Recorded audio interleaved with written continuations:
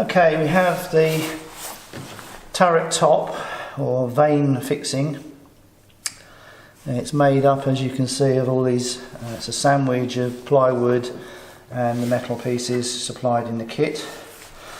Basically you drill the holes to match the pieces of metal, and then you assemble, and you need to make sure that everything is labelled top and bottom right the way through. Literally then you take the first one and the second one like so. Oh, the second one has got slots cut in it for the through bolts, which will be fitted later on. That's fully detailed in the instruction kit. I'll put that down there for a moment. Number 3, as you can probably see, the hole is a bit bigger, and that's to take or give the screw fitted to the turret room to move so it rotates and then locates the whole thing together. Anyway, so we go 3 and 3 top and 4 top, and there we have our sandwich, as you can see. Put it down there. The bolts, because eventually this will be cut in half across here, and then the bolts will clamp the whole thing to go together. So then we have get some bolts and put them through. I'm just dry assembling this for this exercise, and put a nut on the back of that.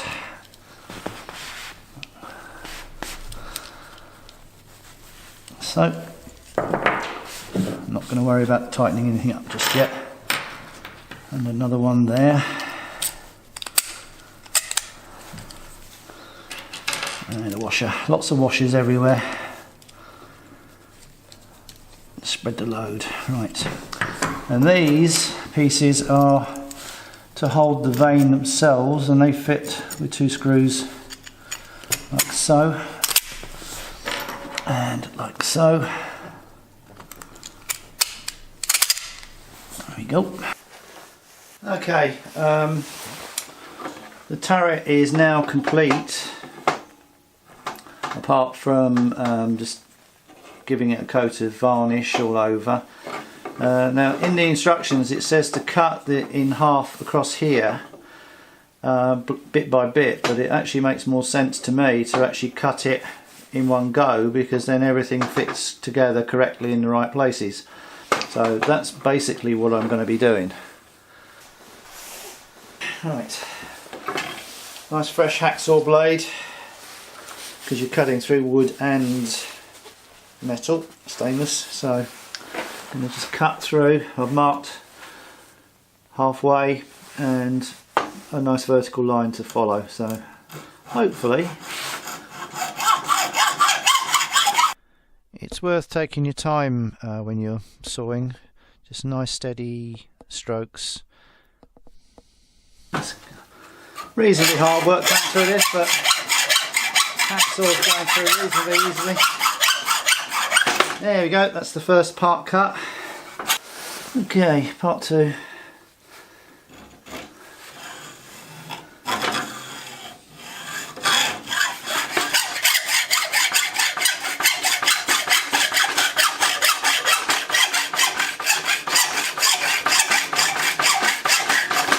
And through we are. Now basic structure from the inside.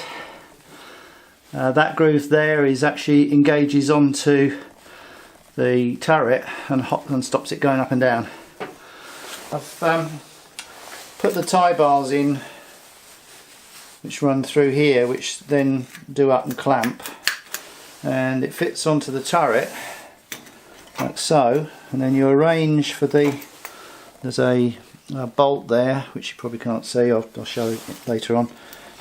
You feed that through there, make sure that the bolt goes in the hole, in the slot, and then you can tighten up, and hopefully this all works. Need some washers on this, but you get the idea. And do it up, and there it is locked, and then to change course, you just loosen it and turn. Right, in the middle of the screen you can see there's a bolt that goes through the top of the turret and sits on the outside of the tube, and you can see that just rotates around, and when you clamp up it locks. It's actually quite positive, and even in its dry assembled state like this, I'm quite impressed. Right, the vane, as you can see, basically there's a carbon fibre rod runs up here on this line from the top and back down. The middle is actually polystyrene foam, and then it's just black, brown packing tape just to waterproof the whole thing, and then you get a cover over the top. I made a cover for the vane out of some spare fabric I had, which was material for the sacrificial strip for a Genoa. It's literally just 2 triangles, seam stitched down the length, and then hand stitched at the bottom. Stitched at the top. Could be a bit tidier. That really depends on how good your stitching skills are. As you can see, mine aren't, so never mind. You need to cut grooves for the vane in the vane base, done with a file, chisel and saw. Here I'm applying Aerodite into the grooves for the vane to sit in. Lots and lots of glue, nice solid base for the vane, and then when that's ready, just fit.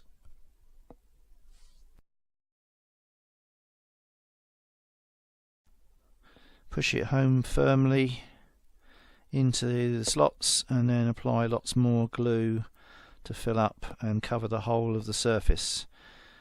And once that's done, you can fit the cover.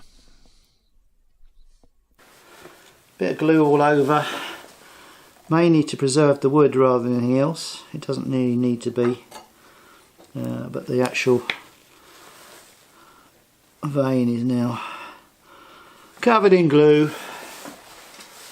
So what we do is now push that over the top, like so, which will squidge glue everywhere, and then we have a bolt through the hole,